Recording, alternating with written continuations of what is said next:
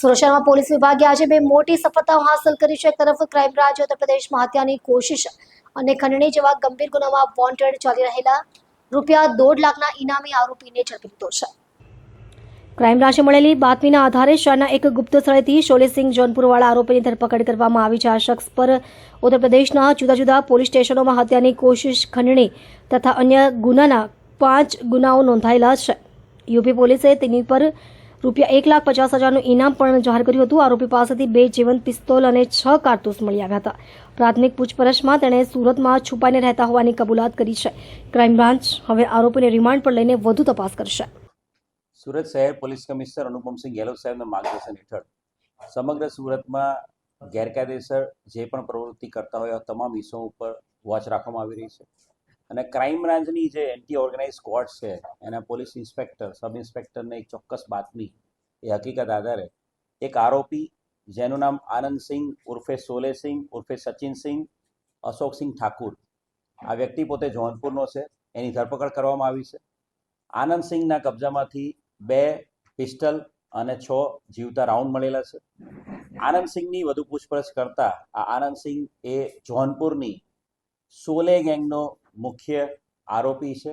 આ સોલે ગેંગ આ આનંદસિંહે બનાવેલી છે। આનંદસિંહ એ પોતે પોતાનું નામ પણ આનંદસિંહ ઉર્ફે સોલેસિંહ તરીકે ઓળખાવે છે અને આ સોલેસિંહ જે છે આનંદસિંહ એ અલગ અલગ 5 જેટલા ગુનાઓમાં ઉત્તર પ્રદેશના જોનપુરમાં અને ઉત્તર પ્રદેશના જોનપુરની સાથે સાથે જે પ્રતાપગઢ છે એ પ્રતાપગઢ જિલ્લામાં પણ વોન્ટેડ છે।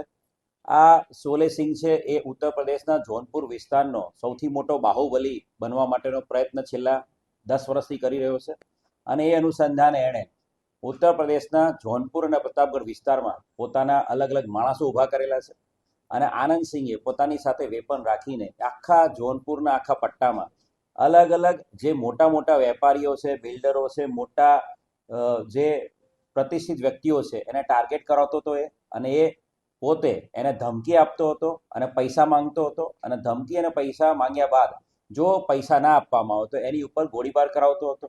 ઉત્તર પ્રદેશના પ્રતાપગઢમાં એણે પોતે એ જે એના મિત્ર છે નીતેશ તિવારી, એના ભાઈ પર જ્યારે હુમલો થયો હતો ત્યારે 2025માં એણે પોતે સોનુ ઉપાધ્યાયની ઉપર ફાયરિંગ કરાવ્યું હતું અને એની પર 3 રાઉન્ડ ફાયર કરેલા હતા।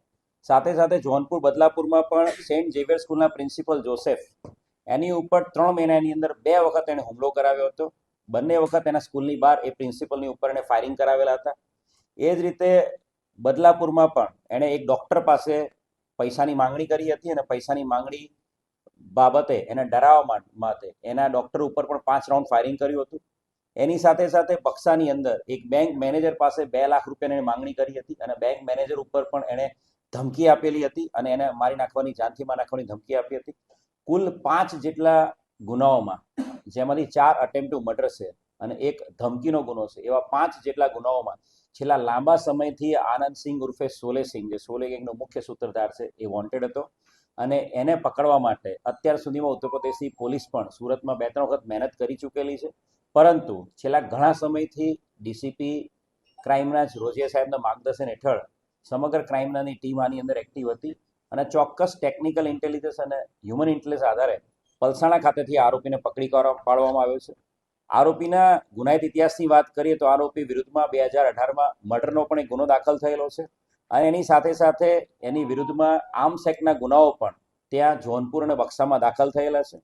ખૂબ મોટી સફળતા ઉત્તર પ્રદેશ જોનપુરના આ સોલે ગેંગના મુખ્ય સૂત્રધાર આનંદસિંહને પકડવામાં ક્રાઇમ બ્રાન્ચને મળી છે અને સુરત શહેરની અંદર કોઈ પણ પ્રકારના ક્રાઇમને અંજામ આપે